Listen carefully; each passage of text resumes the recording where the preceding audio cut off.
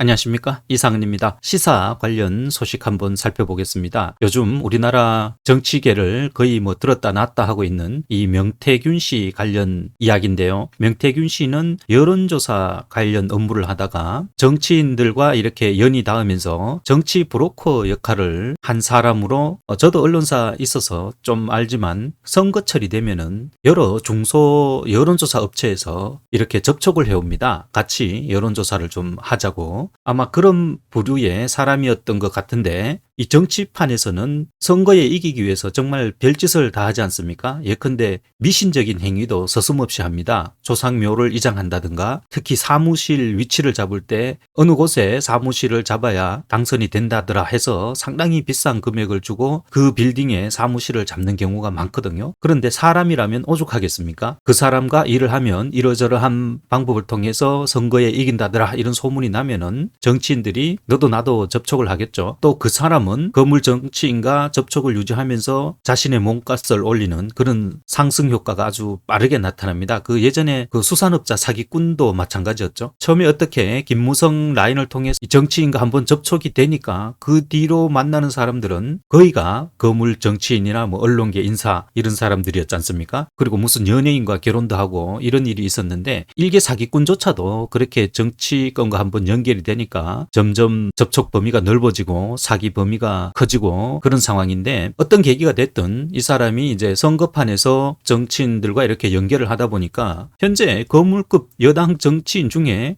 거의 엮이지 않은 사람이 없을 정도입니다. 그러니까 이 사람이 접촉한 사람들이 당시 보수 진영에 선거판을 쥐었다 놨다 하는 이런 김종인, 이준석, 윤석열 대통령 후보 이런 사람들이었으니까 그 당시 일어났던 여러 가지 정치적 이벤트의 실제 설계자가 이 사람이었을 수 있다는 그런 이야기도 많죠. 오늘 동아일보에 보면 윤 대통령한테 명태균 씨를 추천했고 같이 만났다 이런 기사가 실려 있습니다. 여기 보면 앞서 대통령실은 윤 대통령의 서울 서초구 서초동 자택에서 명 씨와 두 번 만났다고만 밝혔는데, 그중 한 번은 2001년 국민의힘 대표였던 이준석 개혁신당 의원과 함께다. 명 씨를 왜 소개해줬냐? 명 씨가 선거에서 전선을 어떻게 형성하면 판이 바뀐다는 감이 있었다. 정권 교체하는데 필요할 것 같았고 소개해달라니까 소개해줬다. 그리고 이준석, 오세훈 서울시장한테도 본인이 소개했다는 거죠. 이렇게 이것만 봐도 우리나라 정치가, 또 정당이 어떤 이념적 정체성을 추구하는 사람들이 모여서 그런 이념적 정체성을 실현시키기 위해서 존재하는 게 아니고, 어떻게 하면 국회의원이 당선되고 정권을 창출하고 이런 그 산술적 노릇만 하다 보니까 이런 정치 브로커가 끼어들어서 누가 누구하고 붙으면 어떻게 된다, 저 사람하고 연합하면 어떻게 된다, 이런 식의 정치적 꼼수, 정치적 계산만 난무하게 되는 거죠. 그러다 보니까 저 한교안이 같은 사람도 유승민하고 손잡을 수 있는 거고, 또 선거를 치룬다면서 무슨 선대본부장을, 불과 1년 전만 해도 자기 당의 반대편에 섰던 상대편 당대표를 데려와서 선대본부장을 앉힐 생각을 할 수 있는 겁니다. 이념적 정체성이 아니고 이런 꼼수가 난무하다 보니까 이 이야기는 뒤에 다시 한번 하도록 하겠습니다. 자, 이렇게 되니까 이제 그 명태균 씨는 완전 물 만난 고기가 되었겠죠.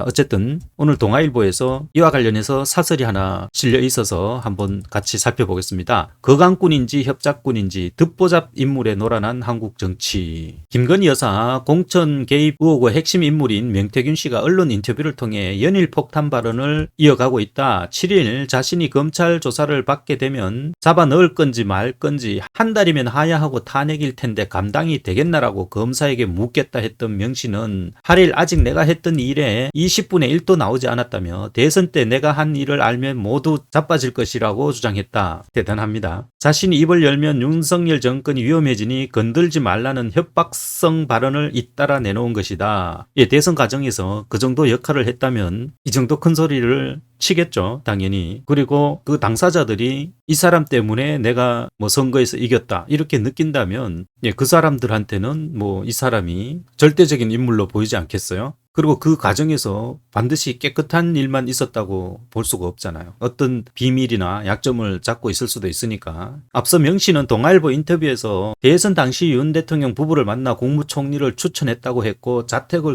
수시로 드나들었다는 취지로 설명하기도 했다. 현재까지 언론을 통해 공개된 명씨 주장이 어디까지가 사실이고 허풍인지는 따져봐야 할 것이다. 분명한 건 여론조사 업체를 운영하며 경남 지역에서 활동해온 명씨가 명박사란 호칭까지 들어가며 대선 후보 부부를 만나 정치적 조언을 한 것은 물론 중앙의 유력 정치인들과도 교분을 맺어온 사실이 드러나고 있다는 점이다. 그가 직접 만난 것으로 알려진 이들만 국민의힘 이준석 전 대표와 김종인 전 비대위원장을 비롯해 오세훈 서울시장, 나경원 의원, 원희룡 전 의원 등 한둘이 아니다. 서울시장 선거나 최근 국민의힘 전당대회 등을 앞둔 시점이라고 한다. 대선 때는 안철수 후보와의 단일화 메신저 역할도 했다고 하니 우리 정치가 이런 정치 거강꾼에 의해 놀아날 정도로 후진적 수준이란 건지 참담하기 그지없다. 더욱 납득할 수 없는 건 대통령실에 석연치 않은 대응이다. 명씨의 논란에 대해 한동안 침묵하던 대통령실은 8일 대통령이 대선 전에 명씨를 자택에서 2번 만난 적은 있으나 친분은 없다는 취지의 입장문만 내놨다. 명씨의 주장이 사실이 아니면 법적 대응에 나서든지 해야 할 텐데 아무런 조치가 없다. 이러니 대통령실도 명쾌히 대응할 수 없는 다른 복절이 있는 것 아닌지 의심이 드는 것이다. 대통령실 관계자들은 윤 대통령이 명씨를 처음 만난 게 이준석 전 대표를 통해서라고 했지만 이 전 대표는 새빨간 거짓말이라고 했고 김종인 전 위원장은 언론 통화에서 김 여사가 명태균 휴대전화로 남편을 만나달라고 했다며 2021년 7월 윤 대통령 부부를 처음 식당에서 만났을 때 명씨도 함께 있었다고 주장했다. 명씨의 역할이 진짜 뭐였는지 대선 이후에도 김 여사가 얼마나 지속적으로 명씨와 소통을 이어왔는지 등 철저한 진상규명이 필요하다. 듣보잡 브로커에 의해 정치판이 휘둘렸다면 이 얼마나 한심한 일인가.